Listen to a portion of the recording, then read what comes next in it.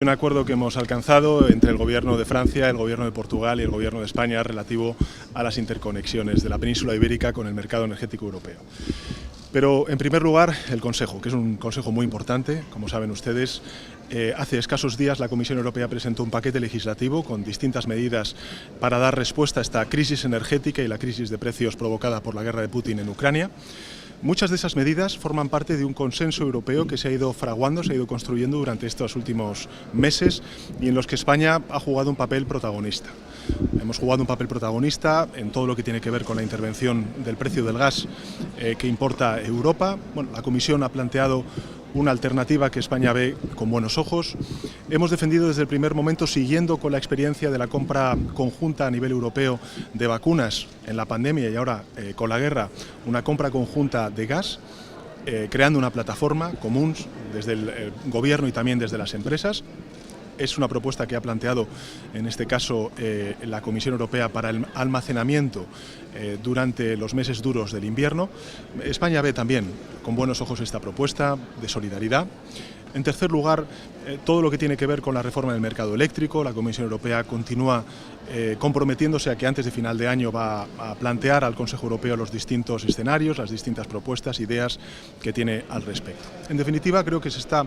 fraguando un gran consenso europeo en torno a la necesidad de actuar conjuntamente, de forma solidaria y también interviniendo en el mercado y reformando ese mercado. El Gobierno de España no puede sino reconocer esos esfuerzos de la Comisión, también de muchos países del Consejo Europeo y, sin duda alguna, reconocerse en muchas de esas propuestas que saben ustedes que hemos venido haciendo, muchas veces en solitario o en minoría, antes incluso de la invasión de Putin en Ucrania y que hoy empiezan a tener, digamos, un reconocimiento mucho más compartido. Tanto es así que, como saben ustedes, la propia Comisión Europea plantea que la solución ibérica pueda extenderse al resto de la Unión Europea y, por tanto, convertirse en una solución europea. Bueno, esto en relación con el Consejo, que me parece que este es el punto más importante de cara a la opinión pública española. Pero creo que es importante subrayar algo que ha sucedido hoy, después de muchos meses de trabajo intenso entre el Gobierno de Francia, el Gobierno de Portugal y el Gobierno de España, y quiero agradecer personalmente al presidente Macron y al primer ministro portugués António Costa el que hayamos llegado a un acuerdo entre los tres países para acelerar el proceso de interconexión. Este acuerdo tenía que tener tres premisas. La primera de ellas es que las interconexiones tenían que obedecer y ser coherentes con nuestra apuesta por la transición ecológica, por una transición energética verde, la apuesta en definitiva por energías verdes, como es el caso del hidrógeno verde. El segundo de los ejes de las premisas tenía que ser el que la península ibérica, y en singular España, que es uno de los países que mayor capacidad de regasificación tiene, pudiera hacer frente y dar respuesta a esa demanda de solidaridad que tienen el resto de países europeos en la provisión alternativa de gas frente al chantaje energético de Putin. Y la tercera tenía que ser interconexiones con una aproximación dual, donde no solamente estamos hablando de interconectar fuentes de energía como el hidrógeno o también el gas u otras fuentes de energía renovables, sino también impulsar las interconexiones eléctricas entre la península ibérica y Francia. Bueno, pues tengo que decirles que hemos llegado a un acuerdo, los tres gobiernos, hemos llegado al acuerdo de sustituir el proyecto del MidCat por un nuevo proyecto que se va a denominar el Corredor de Energía Verde, que va a unir la península ibérica a Francia y, por tanto, al mercado energético europeo,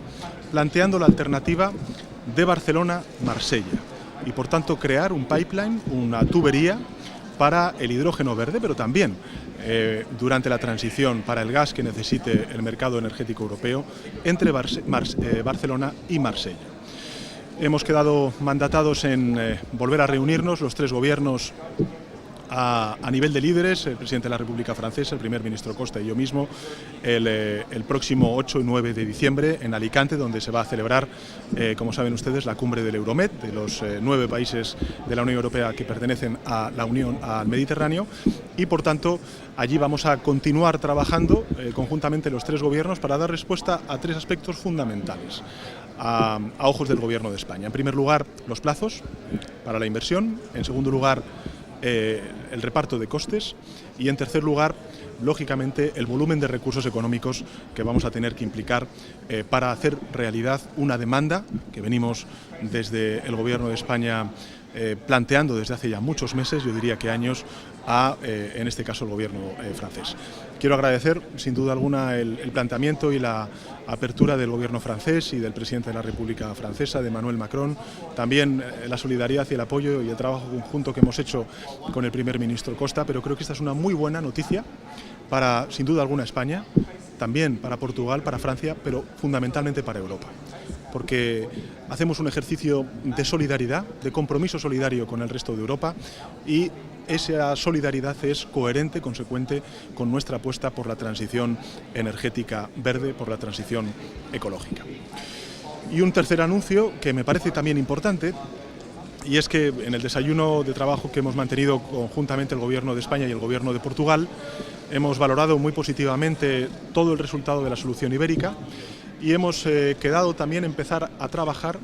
en un segundo pilar de esta solución ibérica, que es regular en el marco ibérico todo el almacenamiento de electricidad. Por tanto, habría un segundo pilar con el que vamos a empezar a trabajar ambos gobiernos, el Gobierno portugués y el Gobierno de España, de esta solución ibérica, que estamos convencidos de que va a también escalar en un futuro, esperemos, no muy lejano al conjunto de la Unión Europea,